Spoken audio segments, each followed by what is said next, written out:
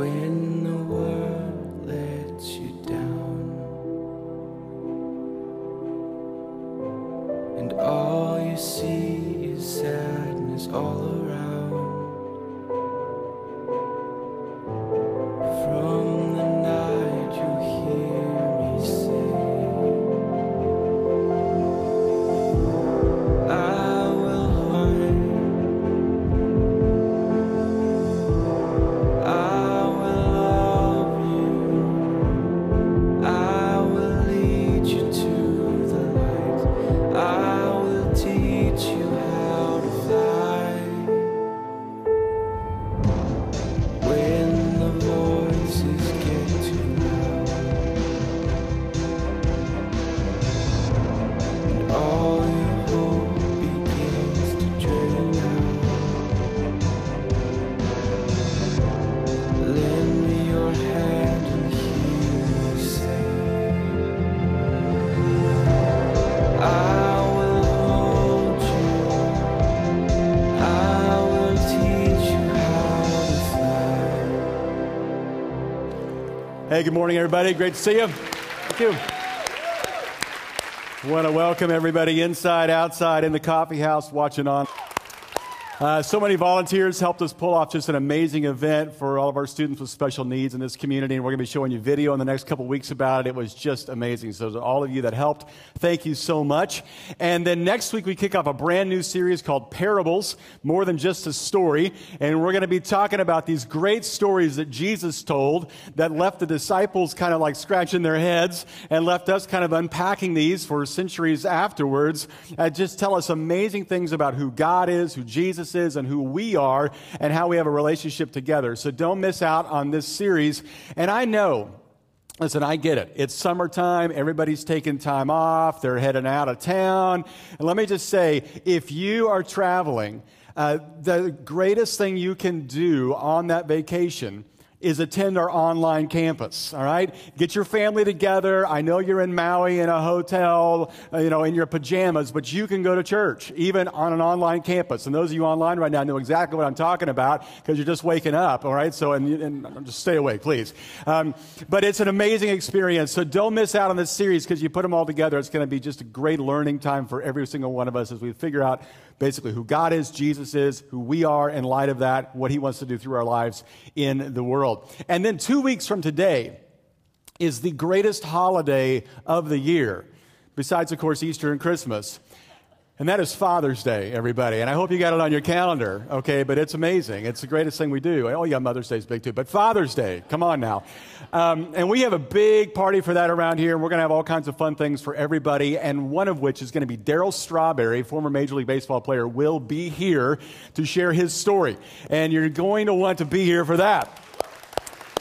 So make sure you're here. Make sure you bring a friend, bring your dad, bring your neighbor, bring your neighbor's dad, bring everybody you know. It's going to be great. Now, here's the thing. Darryl can only be here on Sunday, not on Thursday, when we typically kick off our weekend services. And so on Thursday, we're going to continue with our Parable series. On Sunday, we'll have Darryl here. And so if you want to continue in the Parable series live, just check that out on Thursday night. If you want to hear Darryl, come on Sunday. If you want to do both, do both. It'd be great. So that's coming up 2 weeks from today. Today, we finish up our series we've been in over the last couple of weeks called GenNext, Building Superheroes for Tomorrow. Can you guys thank the kids again for dancing early on? That was awesome. They did a great job.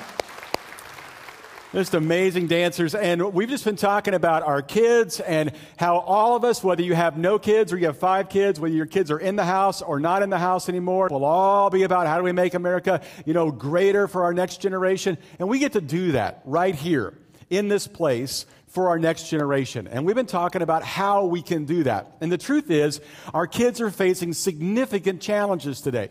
Even in awesome town, there's all kinds of difficulties that they face. And obviously the same things that many of us face, from academic pressures to athletic pressures, but now because of the social media avenue that people, all of us deal with, there's all kinds of new peer pressures and cyberbullying. There's intensity with drugs and pornography sent right to our phones. And there's the issue, obviously, of alcohol and depression, cutting and suicide. And our kids are under so much pressure. And we as a local church need to step in and do something about it. It's not enough for us just to say the school should figure that out. We'll do the best we can with our kids in our home. As a church, to be the hands and feet of Jesus, we have to step up and do something about it. And that's what we've been talking about doing over the course of this series. And it really comes back to this great story that the Bible tells us about where all these crowds are coming in on Jesus and they're trying to keep the kids away so the adults can, get the teaching they need. And Jesus said, no. You guys are missing it. Take a look what he says here. Let the children come to me. Don't stop them. For the kingdom of heaven belongs to those who are like these children. In other words, you should become more like them. And he placed his hands on their heads, and he blessed them. So here's what we want to do. In a nutshell, what we want to do is we want to do a couple things. We want to build a kids and students center off to the west side of our campus. And we want to create this great entity here for kids to be able to hang out, not just on the weekends, but also during the week. Now, on the weekends, we need the space because we're out of space, especially on Sunday morning. And many of you have felt that pain of you get here and you park your car. And by the time you've parked your car and you get out of the car and you come in and you check your kids in, sometimes the kids' classrooms are full. And because there's a safety limit on how many kids we can have in there. And that only intensifies the argument you had in the car. And now you're having an argument in the hallway. And don't act like we don't see you, but we pray for you, okay? Because we've all been there, all right? And so then you come in here, and then you're angry, and then now you got your kids with you, and you think, oh, my goodness, what are we doing? We need more space. But the bigger issue is we need a place for kids to feel safe and have a great experience during the week as well. And so we want to create this space that not only has adult supervision, but provides tutors to help kids with their homework, provides this thing we've started here called the School of Rock, where we're helping kids learn music, and we're already doing that. We just need a bigger space to do that. It's going to be great. And then also to provide a marriage and family therapist that's available to talk to kids, to talk to them about the issues they're struggling with, and even to talk to families if the parents would like to do that as well. This is a center that can help kids out all during the week, not just on Sunday. That's what we want to do through this. Now, it's not just our kids in this community that are struggling, it's kids around the world, and so we want to be able to give some money away to help kids around the world as well. So here's what we're the food together, and we send it over to these great organizations in third world countries that provide it for kids. And then Black Box International and Saving Innocence work to end human trafficking and restore kids to health, both in the Dominican Republic and in Los Angeles. And then finally, we're going to partner together with these two great organizations, Stadia and Compassion, as we build a couple churches in Bolivia and then sponsor the kids in that poverty-stricken area that church will be built so they have education and medical care and also the gospel, and their parents are affected as well. We get to do all of that together. And what we're trying to do is raise $5 million over the next 24 months to be able to do that. Now, I know that you are inundated with requests from people to, would you fund this nonprofit? Will you help this Kickstarter campaign? Will you give a little bit to this project? And those are all worthy causes. But I'm telling you, when we partner together as the local church, we are able to do far more together than we could ever do on our own. Now, as we've talked through this project, we've been telling you, this idea of $5 million is so doable. I mean, we did that about 10 years ago. We raised money to buy this land. We raised $5 million over the course of 4 years from 800 people. Now we're a church of 6,500 people. We can do this. In fact, factor out the kids because they don't pay for anything just yet. 4,000 adults. If we all give $53 a month for 24 months, we do this. Everything I just mentioned. $53 a month, not a week, not a day, a month. For some of you, that's dinner and a movie or just a movie, okay? That's fine. You do what God tells you to do. But for some of us, we could go way beyond that. So give for those who can. Now, let me just answer a few questions everybody's had throughout this process, okay? The first question is,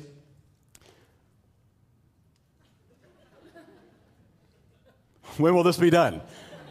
The question was, when will the slide come up? But now the real question is, when will this be done?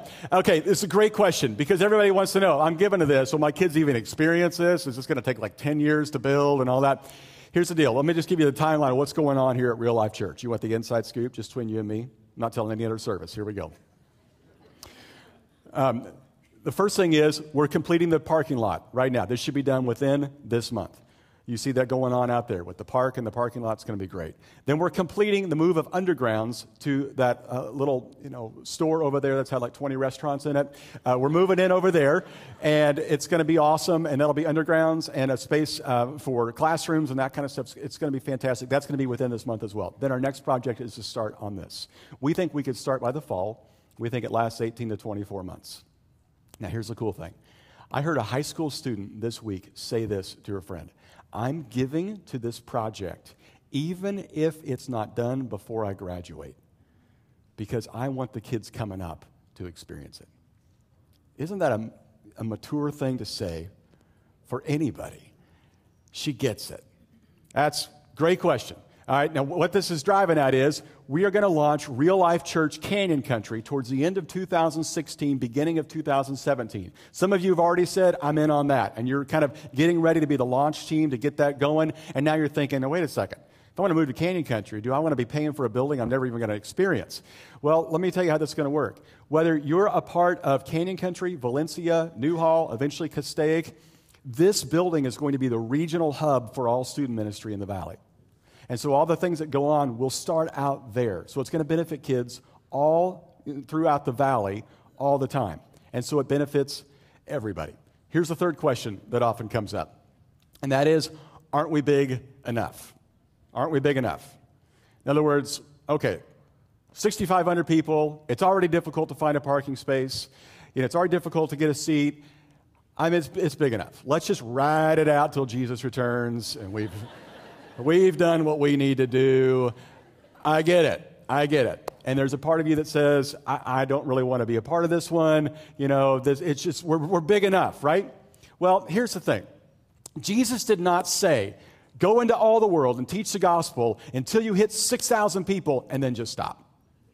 Call it a day and we'll worry about other people. No, he says to everybody. And the truth is, there's 160,000 people in our valley who do not attend a local hear that as well. And don't you think our community would be a lot better if everybody got to hear that all the time? And the problem is that if every single church in our community filled every single seat at every single service, there would still not be enough seats for everybody in this community. And did you notice we're building more homes? We need more space for more people and more kids, and that's why we'll continue to build campuses and add on and add space because there needs to be a seat, not just for you, but for those who are not here.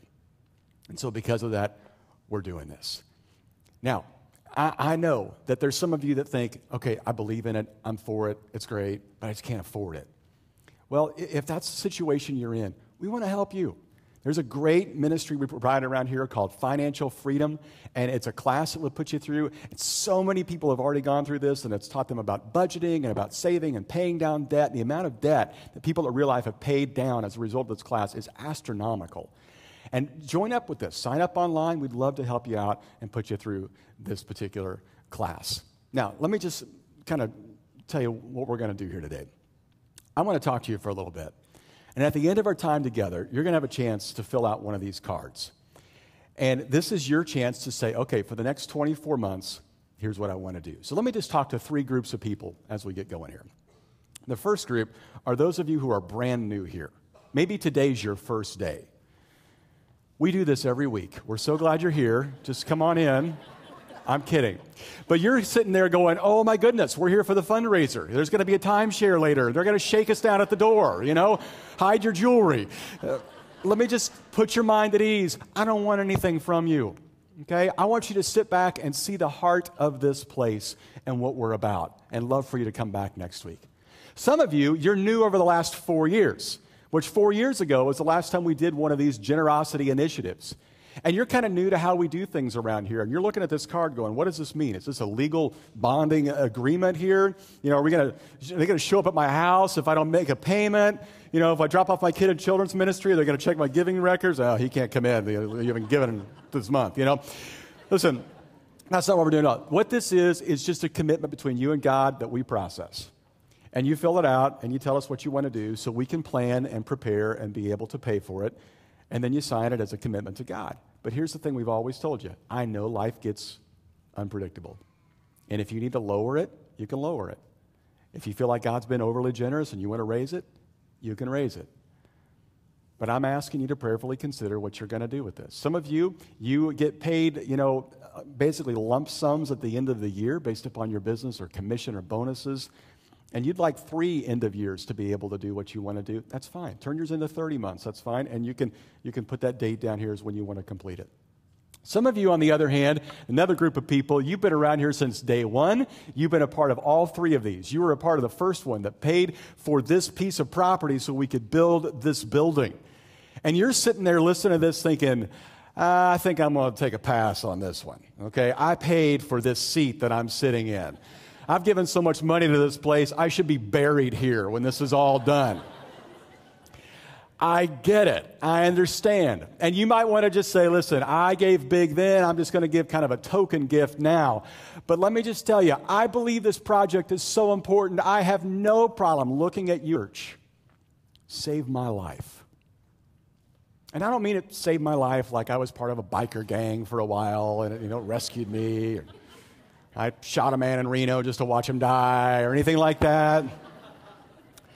What I mean by that is, I believe the church saved my life because when my parents got married, they decided to start going to church. And they just put me in everything the church had to offer.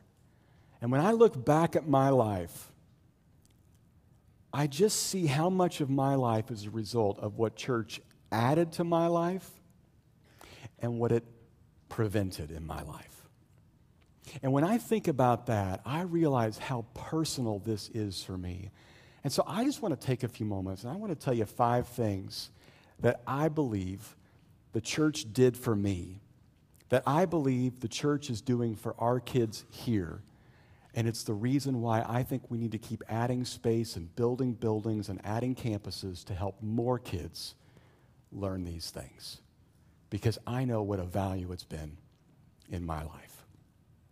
The very first thing that I would say the church added to my life was it really basically informed my conscience. It told me what it was I was supposed to believe. I mean, the church is where I was taught to be kind. The church is where I learned that girls were not an object to pursue, but they were daughters of God and needed to be treated that way. The church was where I began to learn that I was accountable to a heavenly Father more than just my parents. The church is where I began to learn that you don't really get away with sin, that there's a pleasure and there's a payment. And sometimes the pleasure lasts a short amount of time, but the payment can last a long time. The church is where I learned how I need to confess my sin. The church is where I learned how to forgive people their sins against me. The church is where I learned how I need to seek forgiveness.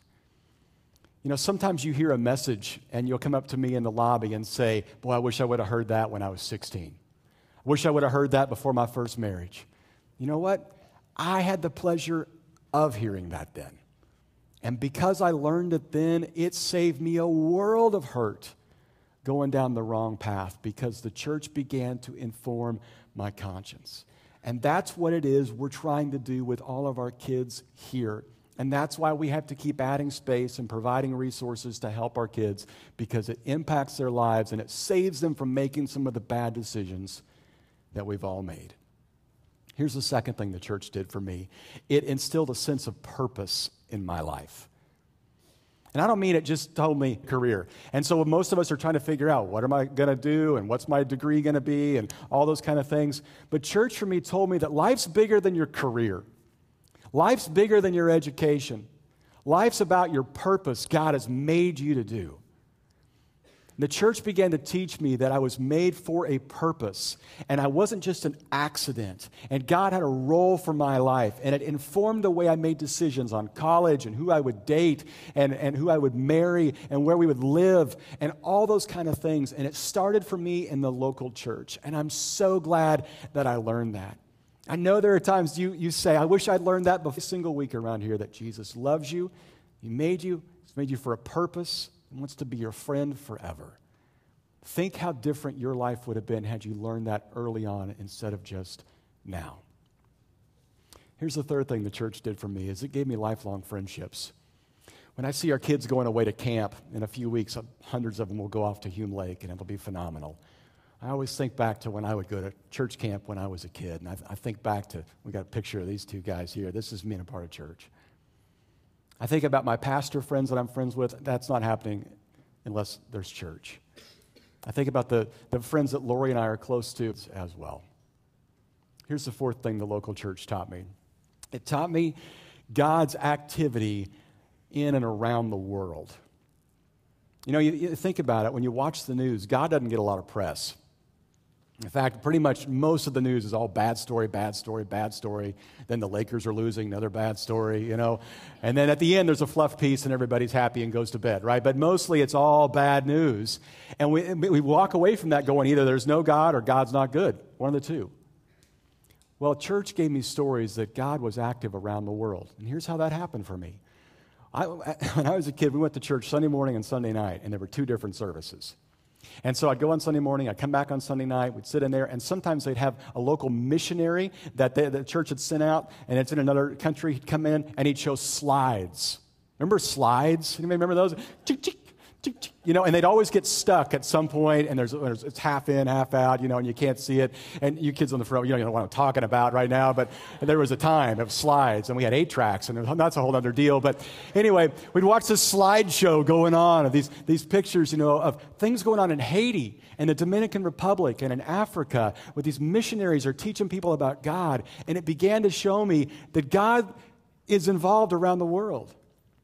And that this world is bigger than just my world. And everything doesn't revolve around me. Don't we all want our kids to figure out? I learned that God was involved all around the world. And when our kids get involved in working at the homeless shelter or working on our homeless projects on Monday night or helping out with IJM or going on mission trips down to Mexico, or when I got to take one of my daughters to Ecuador, they begin to see that this is a whole lot bigger than just me. That God's doing something all around the world. And you get that in the local church. Now, here's the last thing I'd tell you. The local church is where I learned how to be generous. Because I was taught if you get $1, you give a dime. If you get a dime, you give a penny. And when I started mowing lawns when I was 16, making $20 a lawn, I had to give $2 back to God. And then I had to give $2 to my dad for use of the mower. I don't know why Dad got the same cut as God, but that's between anything. And I love you, but I'm the same way. It's hard to teach us anything because we're older and we're set in our ways. Let me tell you what's really hard to teach an adult: how to be generous. And I don't mean like you give a soup can once in a while or you give some change around Christmas time to the Salvation Army. I mean, have a generosity plan. It's hard to teach an adult that. But when you learn it as a kid, it becomes easy. And I learned that as a child, and I want in fact, if somebody were to come to me and say, "We figured out a way to get all your money back from all your 40-plus years of living, that all the money you gave to the church we can get back to you, but you're going to lose all the good that it did," that's not a question. Keep your money. Because people who are generous and give away to others never regret money they give responsibly. When you get generous with God, God gets generous with you, and all of us want God involved in our finances. You may say, "Oh, we got to keep those separate," but I guarantee you at the end of the month, you're praying. When you can't make your bills, you're praying. You want God involved. And the way you get God involved is to get generous with Him. I got to learn that as an early age. And I would want all of our kids to learn that life lesson. You see, the church saved my life not just by what it added to my life, but it saved my life by what it prevented in my life. You see, my dad grew up in a situation where he never knew his father. He bailed when my dad was very young. And so my grandmother, my dad's mother, had to work a couple jobs, and so he was kind of left to himself, and he just ran around the streets of Colorado Springs doing whatever he wanted to with his friends. The stories about him are still legendary. He got sent off to military school when he was pretty young. He dropped out of school eventually and then ended up going to the Navy. And he got out of the Navy and he got married. And it didn't last very long, and they got divorced. My mom grew up in a home where her mom got sick and died when my mom was pretty young, and then her dad became an alcoholic and eventually took his life on Christmas Day when my mom was 17. We don't know what a marriage looks like. We don't know how to have a family. We don't know how to parent kids. So they started going to church. And they just decided to show up every time the doors were open, and they put us involved in everything that there was to offer. They learned how to parent by being in church. They learned from their friends that they met at church, and they put us into every camp and VBS and Sunday school and everything there was to offer to teach us things they didn't learn as kids. And as a result, I really do believe the church saved my life from preventing the same things happening in my life that happened in my parents' life. In fact, if you were to take out every ounce of church out of my life, I don't think I'd like at all who I would become, the way I believed. Not only added to my life, but it prevented the kind of life I could have. See, the church didn't just save me from hell. The church gave me a life while I wait for heaven.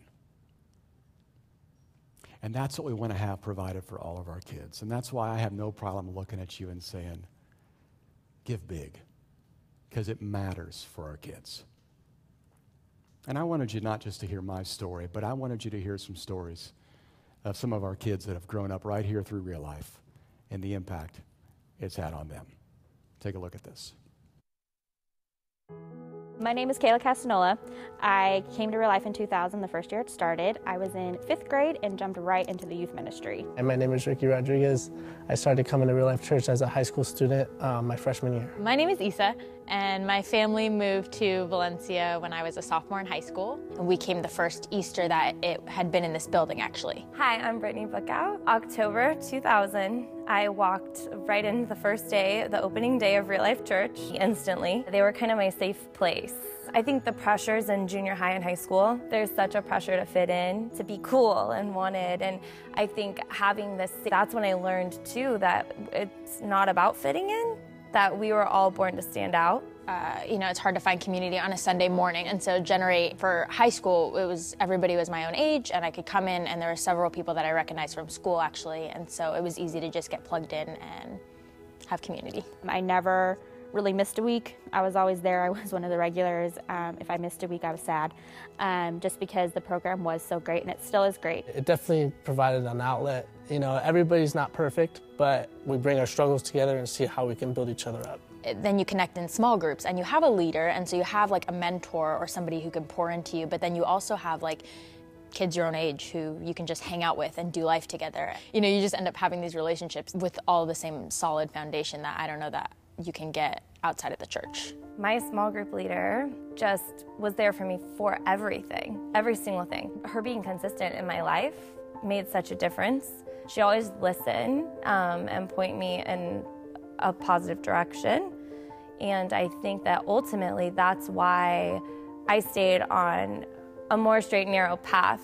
I found out my mom had cancer about 5 years ago. It hit me like a truck. When I found out my mom had cancer, one of the first people I called was my leader from high school, who had still, and to this day, is still my mentor. Next thing I know, our house was full of people that were just there to pray and to be there for us. If we didn't have that, I don't know where we would have been. My freshman year of high school, I went up to Hume. I had a great experience, my first time ever going to a camp. I remember the pastor, he had said, close your eyes. I'm gonna read this scripture, and if that compels you to stand up, and so I did, and we walked down. He asked us to walk down to the stage area, and I had written something that I needed to let go, and so I wrote that down and I let it go, and that's when I decided that was my start of my journey.